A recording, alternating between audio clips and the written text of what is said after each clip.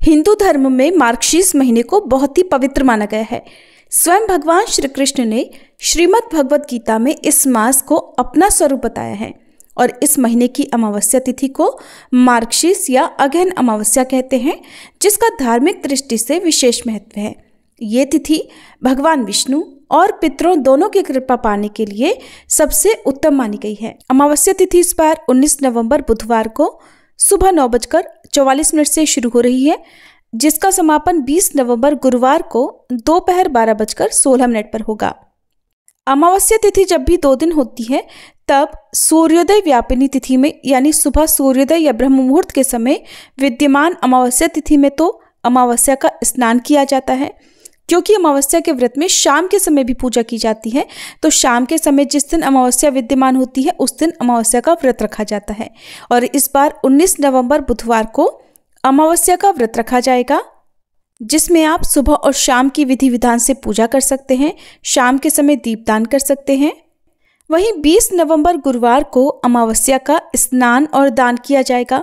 पितरों की पूजा चाहे तो आप दोनों ही दिन कर सकते हैं। तो आइए जानते हैं 19 नवंबर बुधवार और 20 नवंबर गुरुवार के मुहूर्तों के बारे में। बुधवार के दिन यानी अमावस्या व्रत के दिन ब्रह्म मुहूर्त सुबह 5:11 से 5:59 रहेगा। सूर्योदय होगा सुबह 6:47 पर। सूर्यास्त होगा शाम 5:37 पर। प्रातःकाल पूजा सुबह 5:27 से 6:47 के बीच में कर सकते हैं। शाम की पूजा और दीपदान शाम 5:26 से 6:46 तक कर सकते हैं। इस दिन सौभाग्य और शोभन योग भी बन रहा है। सौभाग्य योग सुबह 9:01 तक रहेगा, बाद में शोभन योग प्रारंभ हो जाएगा। राहु काल दोपहर 12 से 1:30 बजे तक रहेगा। 20 नवंबर गुरुवार को सूर्योदय होगा सुबह 6:48 पर। सूर्यास्त का समय शाम 5:36 रहेगा। ब्रह्म मुहूर्त सुबह 5:12 से 6 बजे तक रहेगा। प्रातःकाल पूजा आप कर सकते हैं सुबह 5:28 से 6:48 तक।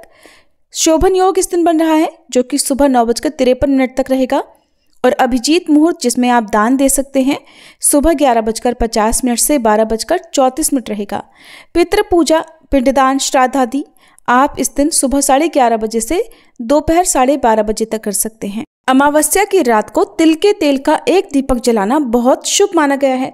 सूर्यास्त के बाद घर के किसी शांत स्थान पर या तुलसी जी के पौधे के पास एक मिट्टी के दिए में तिल का तेल भरकर जलाएं। इस उपाय को करने से न केवल शनिदेव से जुड़ी हुई परेशानियां दूर हो सकती हैं, बल्कि ये उपाय भगवान विष्णु और माँ लक्ष्मी जी को भी प्रसन्न करता है।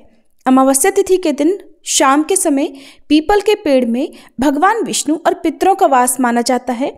तो अमावस्या की रात को शुद्ध होकर पीपल के वृक्ष के पास जाकर वहां पर सरसों या फिर तिल के तेल का एक दीपक जलाएं। ओम नमो भगवते वासुदेवाय मंत्र का जाप करते हुए पीपल की 5 या 7 बार परिक्रमा करें। इस उपाय को करने से पितृदोष से मुक्ति मिलती है और पितर भी प्रसन्न होते हैं। इस दिन गाय, कुत्ते, कौवे और चींटियों के लिए भोजन डालना शुभ माना जाता है। और इस दिन बहते हुए जल में दीपदान करने से सभी मनोकामनाओं की पूर्ति होती है, जीवन में शुभता आती है और आने वाले कष्ट भी दूर होते हैं।